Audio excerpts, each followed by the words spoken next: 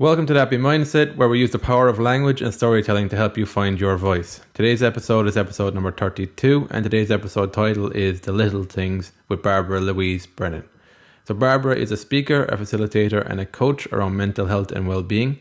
She helps people to understand the importance of taking care of our mental health, the impact that stigma has, and how to live the most amazing life possible. She has almost a decade of experience raising awareness around mental health and the possibility that full recovery is possible for people. She has spoken at many companies throughout Ireland and the UK, including IBEC, Coca Cola and Boots.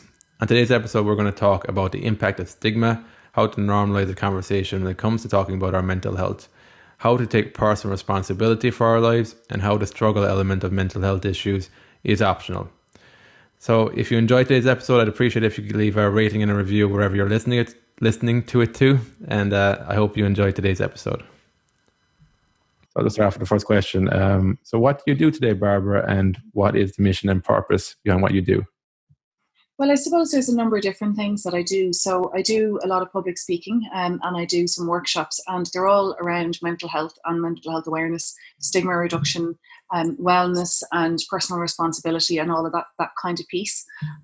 So I suppose in the context of the work itself, some of that would be as myself, if you like, as a public speaker. And then some of it is through our National Stigma Reduction campaign, Sea Change. I've been a facilitator of theirs for the last number of years, and I work through their workplace programme.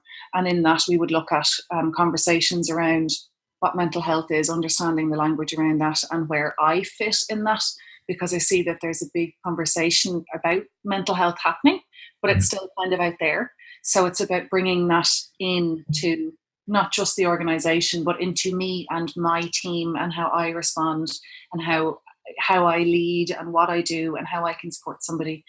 And then looking at understanding what stigma is, and that's a really big piece.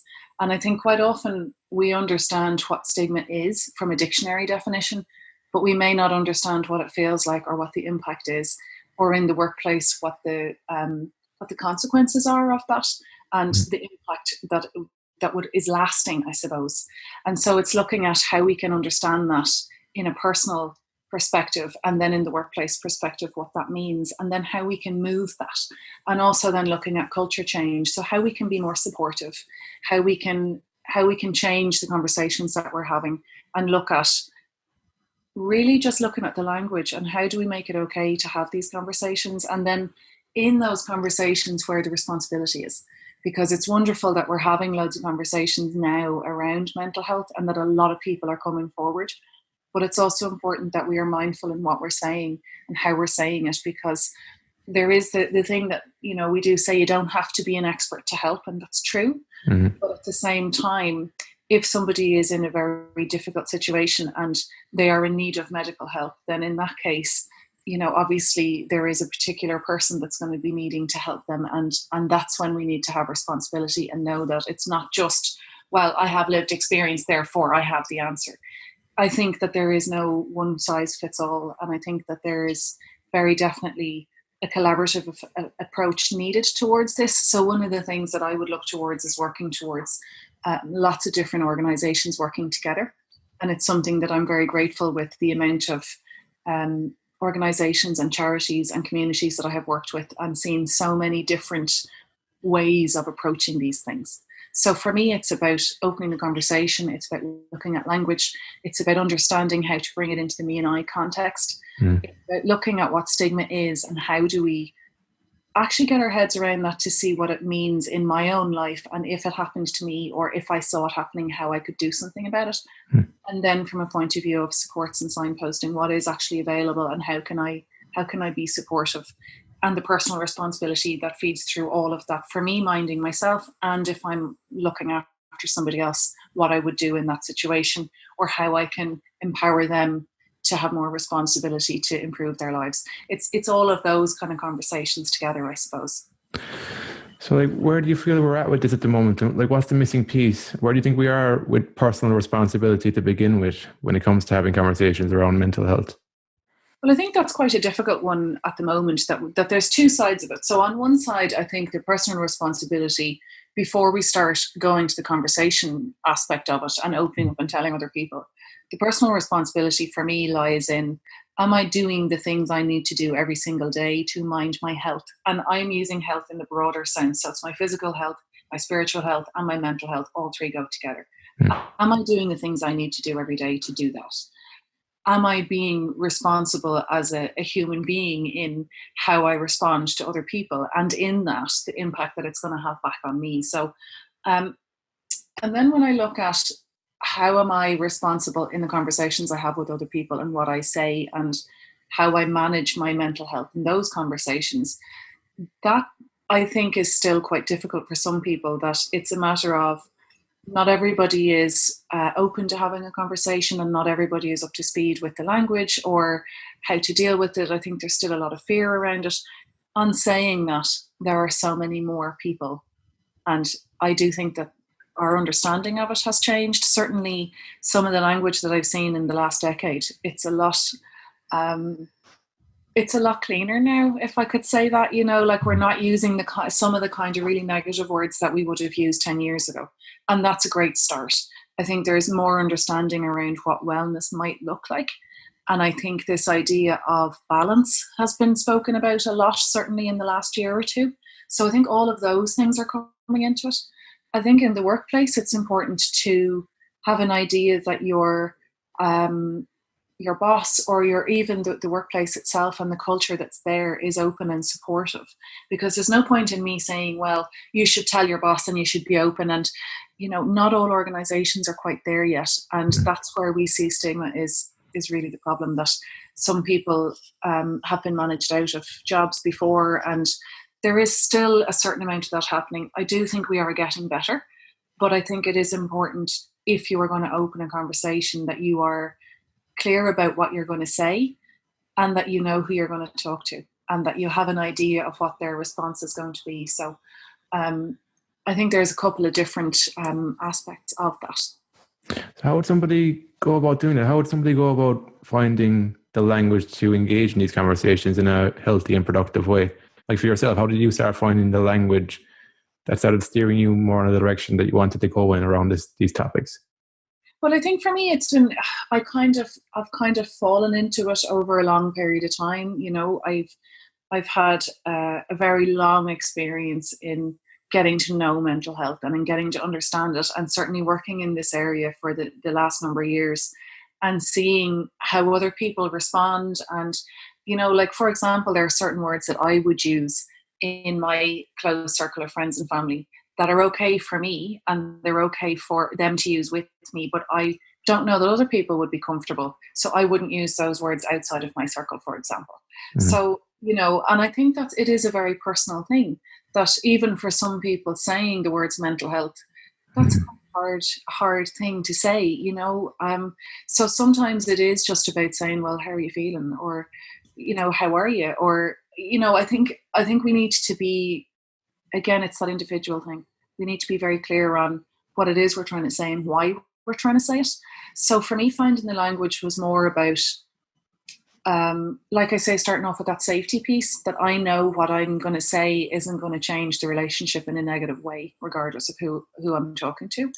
That I am respectful to myself and to the person I'm speaking to. So that I'm also truthful in what I'm saying. So it's not that I'm saying something to get a reaction, or that I am looking for something different. So I think it's very important, if we're going to share something, that we're clear, and also to consider that if I'm going to open this door to have a conversation, the people might have questions. Mm-hmm. So I need to be aware of, if I go to have this conversations, what am I happy to share or not? What conversation is it that I'm looking to have, so that I have the steer and that I can guide that conversation in a productive manner. Otherwise, what can happen is we can kind of jump in and dig into it, and all of a sudden then we're having this very deep, heavy conversation, or possibly having a row if the other person doesn't respond in the way that we'd like them to. So I think it's really important to have an idea of what we're trying to say, why we're trying to say it, what the reason is that we're trying to say it for, and who we're saying it to, and to factor in a couple of different pieces in that, if that makes sense. Mm-hmm. How did you start finding that balance yourself? Was there a bit of trial and error to this? Like, how did you start getting a feel for normalizing this, being clear on what you want out of this as well. What's the message you want to get out there that will help people? Who do you want to help? How did you start finding that over time? What were the key things for you? Again, well, I think the very first thing was this understanding that recovery is possible. That was something that I never knew about. So I went through 15 years of severe illness, and it was something that I didn't understand was possible. And it wasn't something that was talked about, and it wasn't something that was realistic either. You know, even if somebody said, "Oh, you can get better," it was never really real, if that makes sense. So I suppose for me, finding this recovery, and even that word recovery, I think a lot of people struggle with that, and they're not sure what that means. And I think in my understanding and the way that I look at it is, if I can manage to live my life, if I can manage to hold proper conversations, if I can manage to look after myself, if I can manage to do the things that I need to do, and if I can manage to feel well, that looks like a pretty healthy life, and it looks like I'm doing okay. So if I can manage to do those things and maintain them and stay in that space, and then even do them when things are getting difficult, that's pretty good going.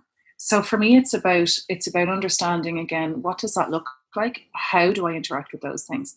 And so then it started looking at the different people in my life, the different things in my life, all of the different aspects of my life. How were they fitting in with that idea? How do I manage my best self? How do I create this best life? What is it that I need to do? And so that started helping me with the clarity around what it was I wanted, how I wanted it, and what I needed. And so from that point of view, it started helping me with conversations in being able to say to friends and family who are aware of my situation, well, you know, maybe this would be a little bit better, or what do you think of that? Or, and I think, to be fair, we had quite a good understanding of the negative words around mental health before, because we had lived through all this mental illness. So I came at it from that point of view, that I had kind of dug my way out of the depths of it, and then found this recovery and positivity and gratitude, and like, what's all that stuff? So in a way, it's been about finding the balance between both of those.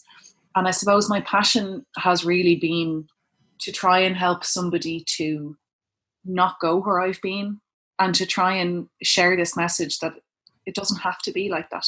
And I think one of the things that I've learned that I found really interesting is that pain is important, and it teaches us a lot, but struggle, what is that for?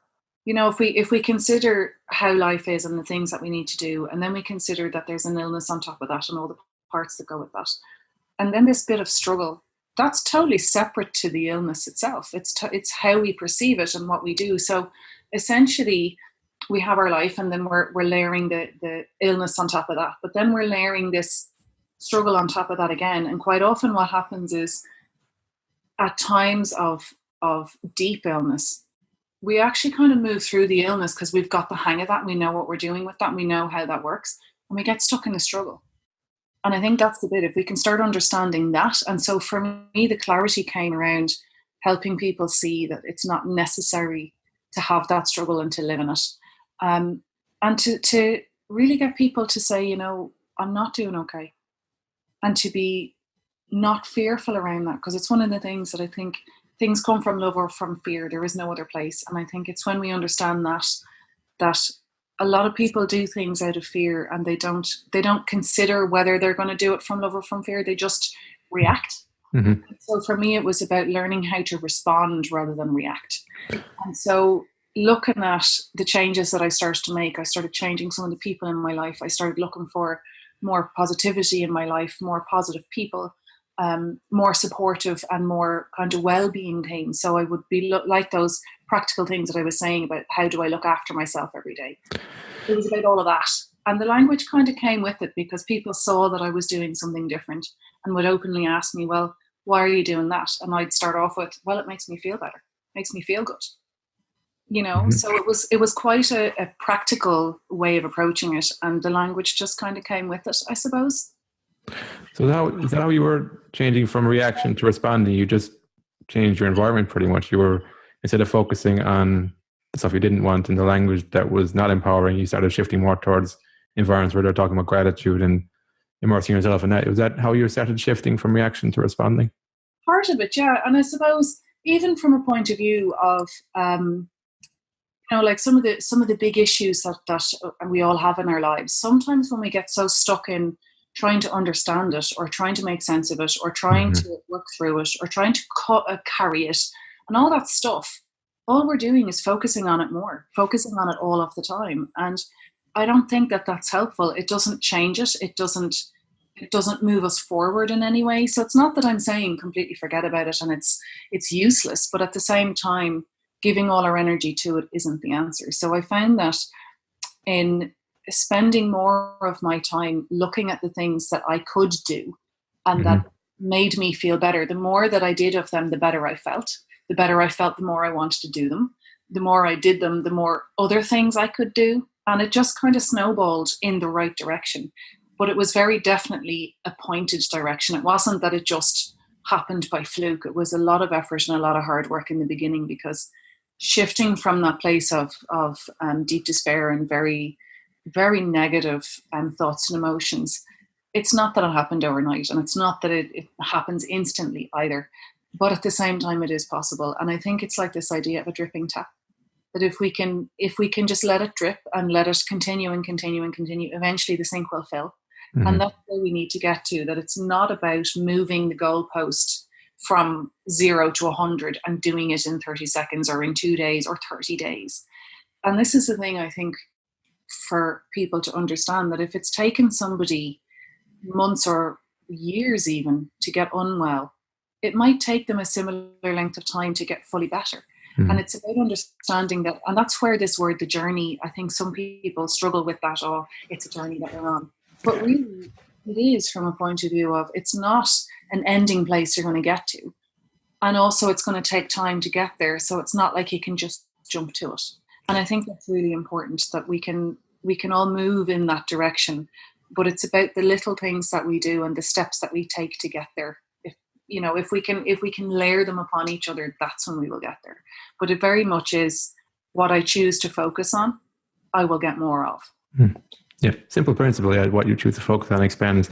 Like for me there as well, it was I started moving more in the direction of more gratitude, more positivity, and I started realizing when I was moving towards that I wasn't noticing the stuff to be grateful for when I was over here analyzing it to half the debt.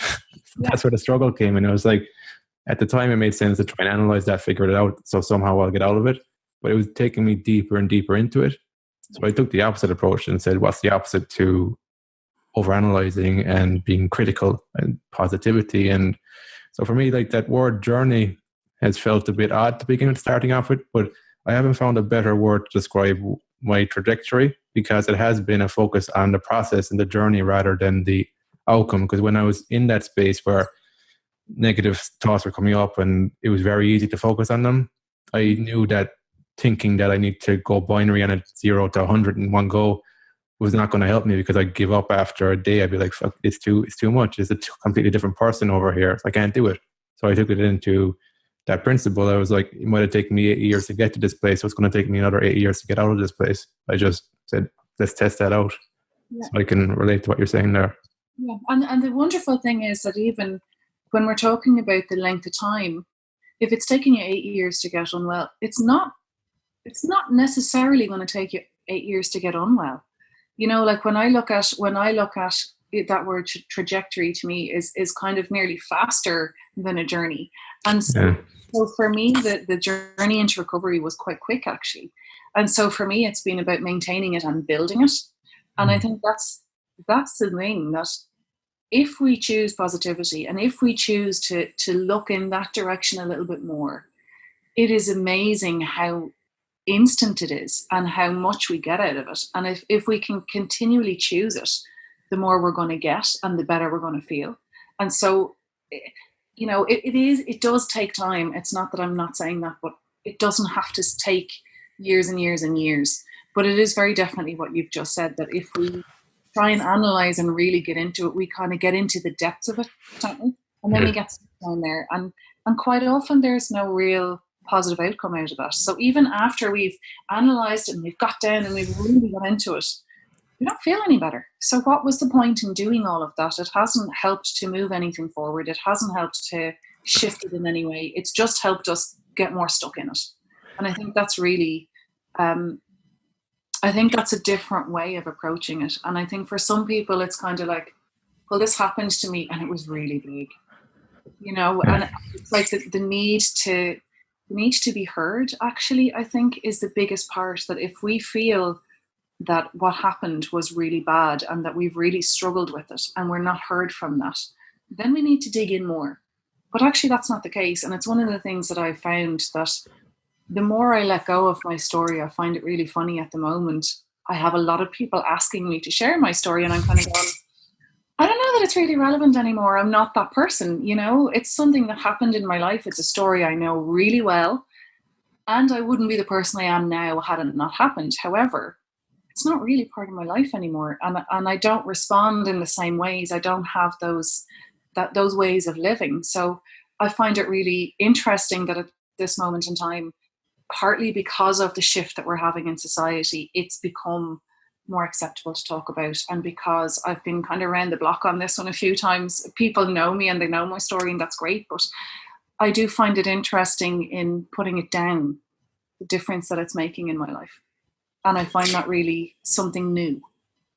But from what you say there, that's why where I think the magic is that you've been able to put the story down. You're not speaking from that story, so we can see it's a full recovery for you. Mm. And like what helped me was that it's simple principles. So like there was like a saying by Eric Thomas, he's like a speaker in America, and he was saying that behind every feeling there might be nothing at the end of your feelings, but behind every principle there's a promise. So that helped me to realize that when you're following the negative emotions, that could take a lifetime and there could be nothing at the end of it. But if you follow a principle, you've got a guarantee that what you focus on expands. So for me, that was very simple. It helped me to move in the other direction. But then like when I'm talking about it takes years, it's like I felt better immediately.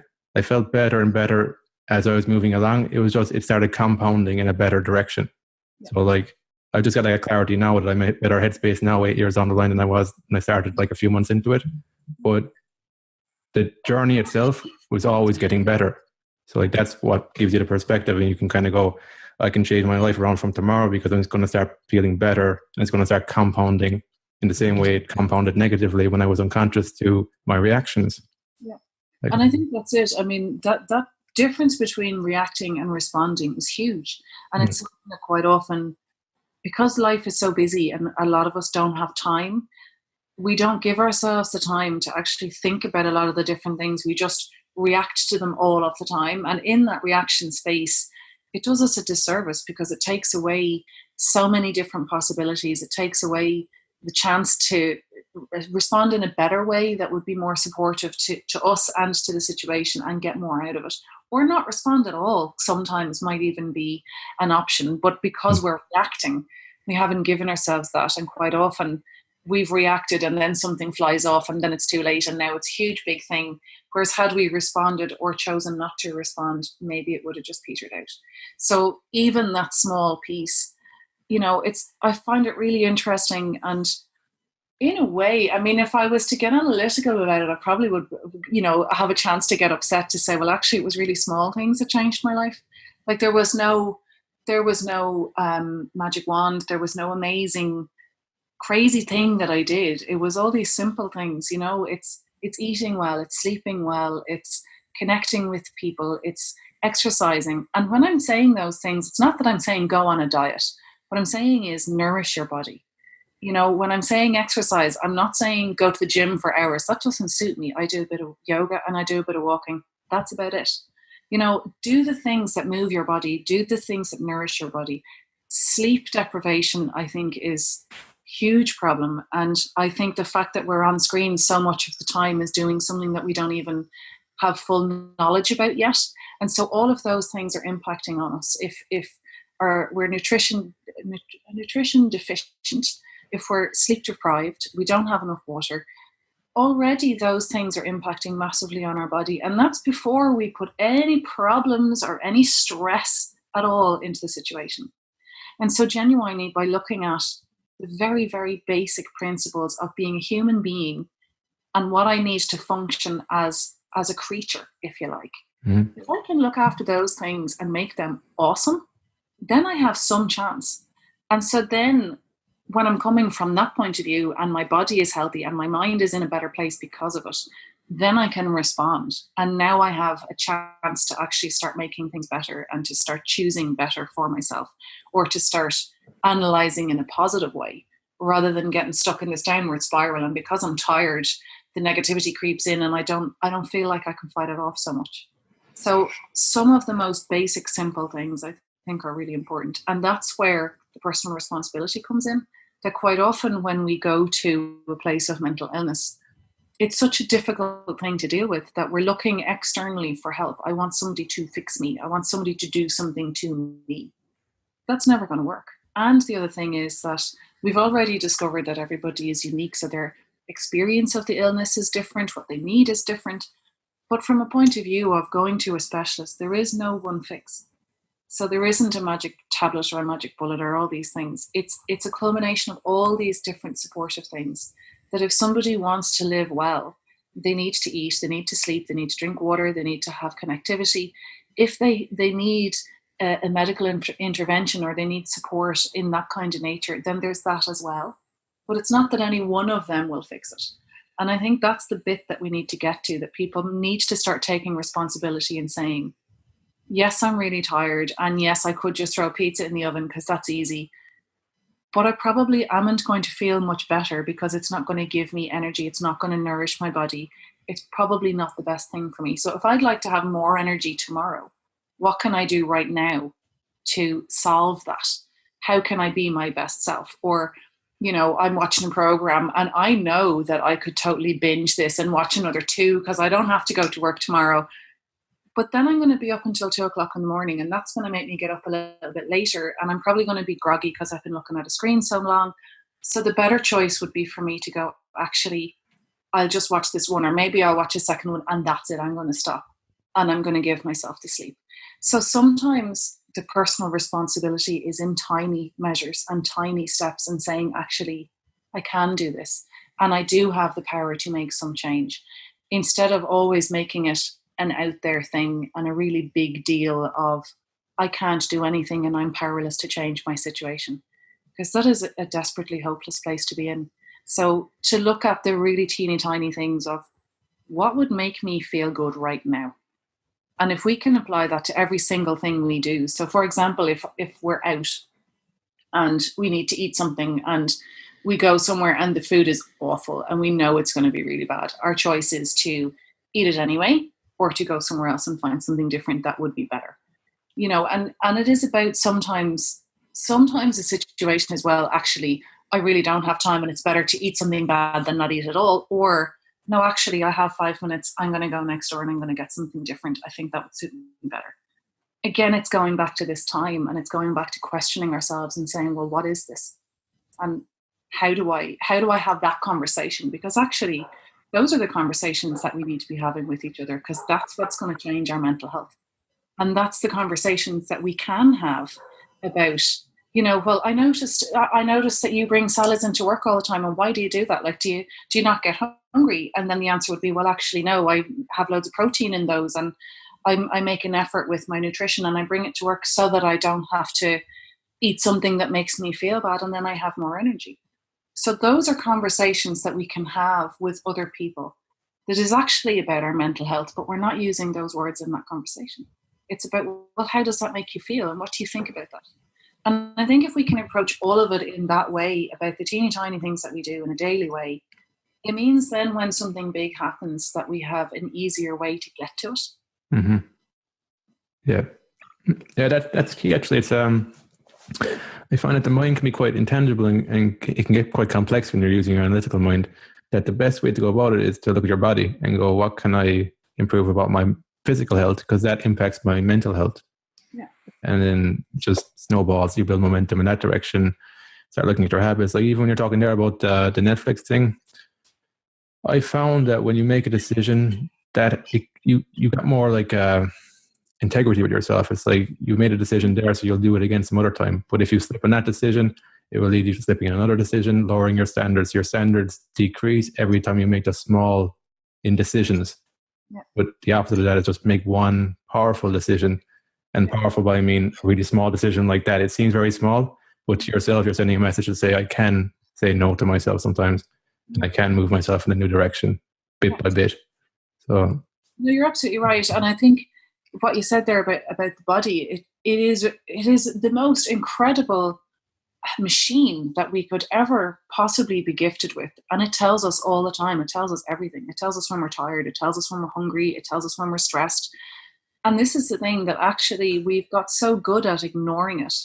That's part of where the problems are coming from. So if we consider what stress physically does to our body, and the reason that it's doing it, it's the perception of something dangerous is happening, and the stress is there for this flight or fight instance. But quite often that thing that's happening in our body isn't actually relevant for the thing it's happening for. So it's not relevant in a situation in work where I've just got an email. I don't need that response, but my body doesn't know that. And the same way then, if I'm having an argument with somebody, it's not going to escalate to this person trying to kill me or me trying to kill them, and yet my body is going to respond in that way.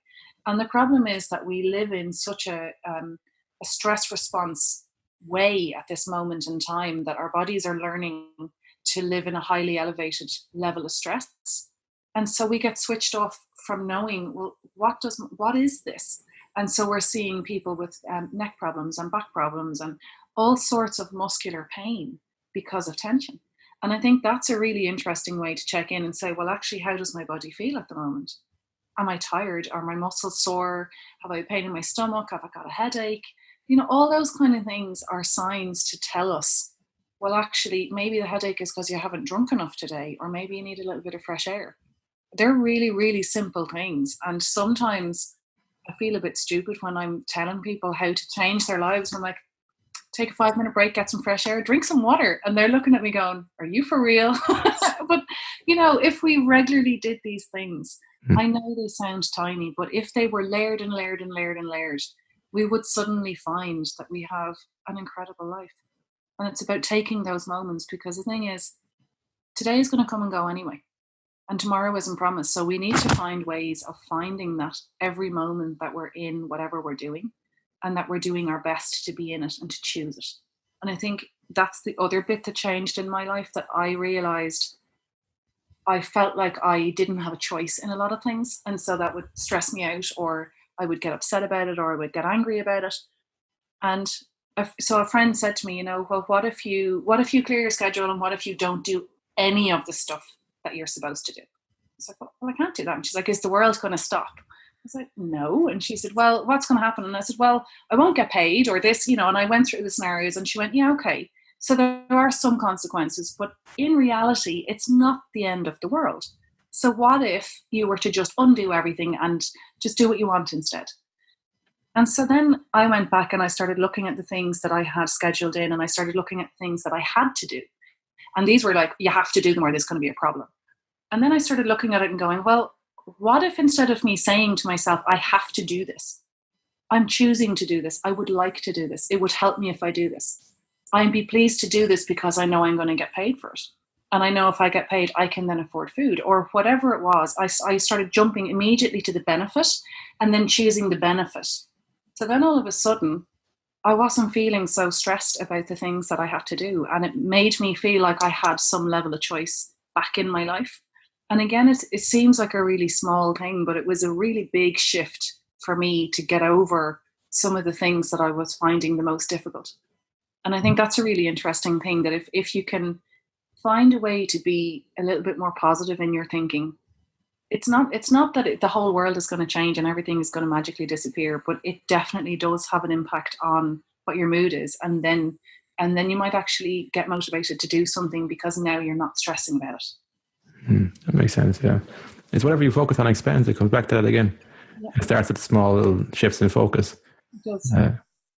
No, like this is the type of stuff. It's very practical, very normal, very.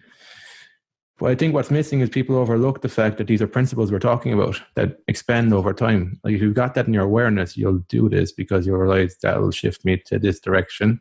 Yeah. And it'll become easy. The unconscious mind will be automatic to it. My reactions become more automatically positive than negative. Because in my understanding, it doesn't matter if something's negative or positive, the universe is more neutral. It doesn't really care. So you might as well start shifting towards the positive. It just makes sense for me and the people around me, Yeah, you're absolutely right. So like, where do you feel we're at now in Ireland when it comes to having these conversations and normalizing them? Because from what I'm talking, from our conversation today, I think the direction we need to steer in is to see past the stories that are entangling us in a struggle and coming back to normalizing stuff and checking in with our bodies to begin with, say, like, why am I always so stressed out and anxious all the time? Or just listen. Because I found as well that when I feel stressed out and anxious and angry now, I check in with my body and I go, why do I feel this way? I don't look for an analytical response, but I just check in and go, why am I feeling this way? And then over time, I'll start realizing, okay, my focus is this direction and that direction. That's the way I've been navigating it. So where do you think we're at in Ireland, and how far away are we now as a society from getting to just normal conversations around this? Well, as I said earlier, I think I've definitely seen change. I've seen that the language that we're using is less negative. It's less stereotypical. It's less stigmatizing. So I think we are being a lot more responsible in the language that we're using and how we're using it. I think people are more compassionate now. I think people are starting to understand to a degree that mental health is with us all the time. I think there is a certain thing where there's a certain amount of people who are totally on board with that and they totally get it. Then there's an amount of people who they get the concept, but they're not really sure. And then there's a group of people who don't really get it yet. You know, they're still in the stigmatizing place. And it's not specifically that I think they mean to be. So I think that there is still work to be done. And I still think we have a long way to go until we can have an open society where people can just be how they are and be exactly how they feel without it impacting in a negative way. In the same way, like I said, it's not about airing all our dirty laundry. It's not about giving all the information, but just even being able to say, I'm not having a great day, and not needing to get into it any more than that, but having to carry that all of the time and not be able to let that be part of your day is very, very tough. So I see that society has changed. I mean, the fact that so many organizations around the country now are utilizing different wellness firms. A lot of organizations now have the like of gyms and yoga rooms and quiet rooms. They have EAP programs, so that's employee assistance programs, and that's looking at counselling services, whether it's on the phone or in person, and it can be for a range of different issues, be they mental health or financial or, you know, lots of different things. And I think that's the interesting thing to me, that those things are happening. And some of it is relatively new. There are also lots of events where organizations are bringing speakers in, or they're bringing their staff to, that are talking about mental health. So, for example, there was the Mental Health Summit, there was the Good Summit, and there was Let's Talk Mental Health last year and this year. All of those events are designed to start these conversations and to start talking about health in general, but also some of them more specifically about mental health and how do we get around this and how do we make this more public and more okay. Also, we see an awful lot in the media where a lot more people are having these conversations and it is a lot more open. So I see that society has moved quite a lot and that it is a lot more open, but I also see that we have a way to go yet. I don't think we're there in any means. And it's not that, you know, in all my positivity and in all my looking to the bright side, I'm not naive in any way. And this is why I do the work that I do, because there are some organizations who are still stuck in that place of if we talk about mental health and mental illness, then we're going to bring it here and we're going to create a problem. So there is still some of that mentality. But in general, I think we are getting better as a society and we are moving forward very definitely. And we are looking more positively. I also think from a point of view of other countries, I think we're quite far ahead, actually, in that respect, that we are quite far in the conversations that we're having. And it's not just, you know, regular conversations that we're having in work. These conversations are happening at government level as well, which for me is really important. And there are lots of things happening and changing behind the scenes that we don't see. And for me, that's the big bit, that it isn't just a group of people having a chat and trying to change something. You know, this is happening in a really big way. And then to see on the like of LinkedIn, people across the world are having the same conversations. that's there's something really big in this, and there's something important. And I think that's why this conversation is going to sustain and maintain, and it is going to continue until we find what the right answers are. If there were right answers to be had, Yeah, shift in understanding. I think that's where we're heading towards. So what does a happy life look like to you? Well, like I was saying earlier, it's getting enough sleep. It's spending time with family and friends. I'm an artist and a crafter, so getting time to do a bit of that. Getting time to do gardening, getting time to just sit and do nothing sometimes, or get out and go for a walk, or just the small stuff. And again, it's that it isn't any one particular thing, and it isn't any one particular way of being. But I suppose for me, a happy life is certainly lack of illness, but more so lack of struggle, because I understand that illness will come and go now. So for me, my happiness is knowing that if illness comes, that I don't have to struggle through it and that I can manage it. So the happy medium is that if I can live as well as I can on every day that I get because of my own actions, I think that's pretty good going. So is there any book that has impacted you? Any book that stands out for you? Well, there's one that I keep going back to, and it's funny when you sent me the list of questions that you might ask, I considered, because there's so many incredible books. Actually, I think there's two. Okay, so the first one is Alice in Wonderland, because I have a thing about Alice, and I think the idea of allowing our imagination be part of our lives is really important. And you commented about my house earlier on. So I have lots of Alice in Wonderland stuff in my house, and it's to remind me about that imagination and about that playful self that we have. So for me, there's that, and that's really important. And the other book that I've come back to a number of times is The Artist's Way, and it's more like a workbook, I suppose. And so for me, the idea is to challenge myself, and the reason that I keep coming back to it is because I've changed so much over time, and I think it's interesting to revisit the same concepts, I suppose, and the same principles, and see where I am with those. And whether it's that I'm coming at it from an artistic point of view or just from a human getting through life point of view, it's not that you have to be really creative and painting or sculpting or any of that kind of stuff to use this book. I find it really helpful in questioning myself as to where I am and what's really important to me, and what am I doing with it.